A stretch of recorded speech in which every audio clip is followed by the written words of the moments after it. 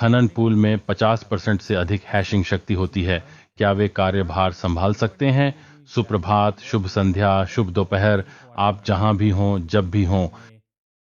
मेरे वीडियो देखने के लिए धन्यवाद। मेरा नाम दाविंची जेरेमी है। मैं यहाँ दुबई में हूँ। मैं आशा करता हूँ कि तुम अच्छी तरह से कर रहे हो। हम इस बारे में बात करने जा रहे हैं कि क्या या बिटकॉइन नहीं खनन एक समस्या है। ये खनिक क्या कब्जा कर सकते हैं? क्या वे वास्तव में खनन उद्योग को नष्ट कर सकते हैं या बिटकॉइन को नष्ट कर सकते हैं? खैर, वे ऐसा नहीं चाहेंगे। ठीक है, इसके साथ ही हमारे पास आपके लिए कुछ समाचार हैं जिसके बारे में हम आज के एपिसोड में बात करने जा रहे हैं। साथ ही समाचार के अंत में कुछ टीए भी करेंगे। दिखाओ, इसलिए सुनिश्चित करें कि आप अंत तक देखें, लाइक करें, सब्सक्राइब बटन दबाएं और आइए आगे बढ़ें। मैं आप सभी लोगों को धन्यवाद देना चाहता हूं जो okx.davincij15.com पर आए, सही, और साइन अप किया, क्योंकि आप जानते हैं कि यह आप लोगों के लिए किसी बहुत ही विशेष चीज की शुरुआत थी।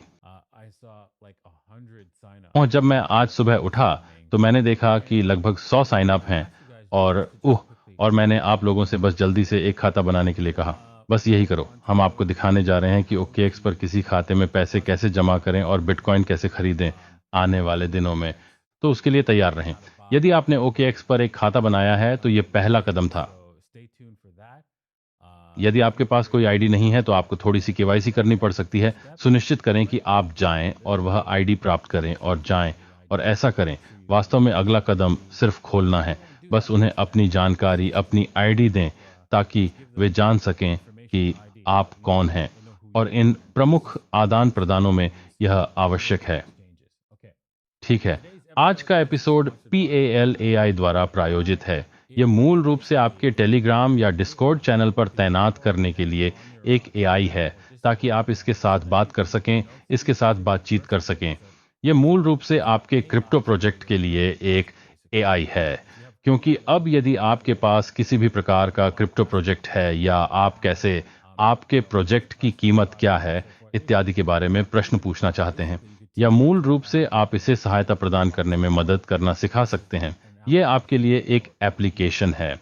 ठीक है, कॉइनबेस को उम्मीद है कि स्पॉट बिटकॉइन ETF क्रिप्टो बाजार में अरबों डॉलर जोड़ देगा। SIC की मंजूरी संभवतः साल के अंत तक होगी।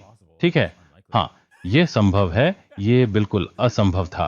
क्रिप्टो एक्सचेंज कॉइनबेस का कहना है spot bitcoin exchange traded fund ETF कुल क्रिप्टो मार्केट कैप में अरबों डॉलर जोड़ें। कॉइनबेस का यह भी मानना है कि 2023 की चौथी तिमाही के अंत से पहले अमेरिकी सिक्योरिटीज एक्सचेंज कमीशन द्वारा एक या अधिक स्पॉट बिटकॉइन ETF को मंजूरी दिए जाने की संभावना में तेजी से सुधार हुआ है। ठीक है, हो सकता है कि उनमें 1% का तीव्र सुधार हुआ हो, लेकिन हाँ, ये लोग न्यायप्रिय हैं। आप जानते हैं, जाहिर तौर पर वे न्यायप्रिय हैं। वे होने जा रहे हैं संरक्षक इस स्पॉट ETF का, है ना? इसलिए वे वास्तव में इसकी जय जयकार कर रहे हैं, और के रूप में अभिरक्षक, आप जानते हैं, वे हम में से बाकी लोगों को धोखा दे सकते हैं। ठीक है, धोखाधड़ी नहीं। चलो बस इतना ही कहें। आइए इसे लें, इसे वापस घुमाएं, क्योंकि यह धोखाधड़ी नहीं है। यदि कानून आपको ऐसा करने की अनुमति देता है तो यह धोखाधड़ी नहीं है। ये बस है, ये सच है। अगर मुझे आपसे पैसे चुराने की इजाजत है तो ये धोखाधड़ी नहीं है। बस यही कानून है। अरे बाप रे! तो हाँ, मैं उन्हें नहीं बुलाऊंगा। मैं ये नहीं कहूंगा कि वे धोखाधड़ी कर रहे हैं, क्योंकि वे ऐसा नहीं कर रहे हैं। वे कानून के हर अक्षर का पालन कर रहे हैं। संभवतः वे आपके बिटकॉइन या क्रिप्टो करेंसी को अन्य लोगों को शायद स्वयं किसी तरह पट्टे पर दे देंगे, सबसे अधिक संभावना है। और हाँ, यह सुनिश्चित करने के लिए फेडरल रिजर्व के साथ किसी प्रकार का अनुबंध करें कि यदि उन पर मुकदमा चलाया जाता है तो उन्हें आपको वापस भुगतान करने के लिए मुद्रित धन मिले। ठीक है, आगे बढ़ो। आलोचक चिंतित हैं क्योंकि दो प्रमुख खनन पूल बिटकॉइन हैश दर के 50% से अधिक पर हावी हैं। अरे नहीं, ओह, यहाँ नीचे स्क्रॉल करने पर आप देख सकते हैं कि चींटी पूल 30% है, फाउंड्री USA पूल 26% है।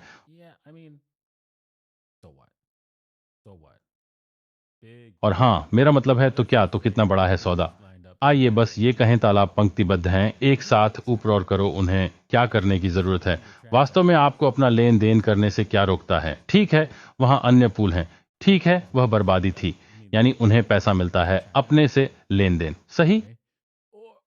या आइए शायद दोगुना खर्च करने का प्रयास करें। ओह, तो वे उस नेटवर्क को नुकसान पहुंचाने जा रहे हैं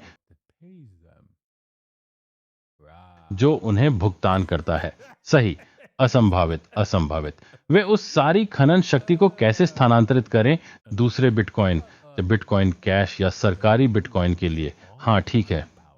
तो एक खनिक के रूप में जो पूल का उपयोग कर रहा है, आप क्या करने जा रहे हैं? क्या करना है आपको? यह पसंद आएगा? क्या आप मुझे सरकारी बिटकॉइन माइन करने के लिए मजबूर कर रहे हैं? मैं हाँ कहो, मैं हाँ नहीं बनना चाहूंगा। इसलिए एक खनिक के रूप में वे बिटकॉइन के विरुद्ध बहुत कुछ नहीं कर सकते हैं, तो आपको इसके बारे में चिंता करने की जरूरत नहीं है, ठीक है? आइए आज के लिए टीए पर आते हैं। बिटकॉइन, उफ, जैसा कि मैंने कहा, हम 88 के करीब तक पंप करने जा रहे थे और फिर असफल हो गए, और मैंने आपको कल दिखाया और हमने किया, और हमने निम्न स्तर को नहीं तोड़ा, इसलिए ये अच्छा है चीज। दुर्भाग्य से हम अभी भी 13 एएमए से नीचे हैं। हमें 13 एएमए से ऊपर रहने की जरूरत है 4 में घंटे। दैनिक आधार पर देखें तो हम 13 एएमए से ऊपर हैं, तो हम कह सकते हैं कि हम प्रतिदिन तेजी में हैं, चौथे घंटे में मंदी में हैं। कम से कम हमने दैनिक कैंडल को 13 ईएमआई से नीचे बंद नहीं किया है, क्योंकि यह विनाशकारी होगा। इस बिंदु पर बिटकॉइन भारी रूप से टूट सकता है। यदि हम 4 को देखते हुए ऐसा करते हैं, घंटे अब भी थे में एक सुरक्षित क्षेत्र। बिटकॉइन का बढ़ना जारी रह सकता है, लेकिन हम शायद आपके साथ खेलेंगे। आप सभी थोड़ी देर के लिए किनारे हो जाएं, क्योंकि सप्ताहांत आ रहा है। इसमें कोई आश्चर्य नहीं होगा। एथीरियम को देखने पर एथीरियम बिल्कुल भी अच्छा नहीं लगता है। हमने एक ऊर्ध्वगामी प्रवृत्ति रेखा को तोड़ दिया है इड्रेयू यहाँ। हालांकि ये टूटने की गारंटी नहीं देता है, लेकिन निम्न ऊंचाई इसकी गारंटी देती है। इसलिए यदि हम कोई दूसरा काम करते हैं तो आप उसे भी बट्टे खाते में डाल सकते हैं। यदि हम एक और उच्चतर निम्न करते हैं, यदि हम ऐसा करते हैं तो यह काफी हद तक रात्रि भोज जैसा ही बन जाता है।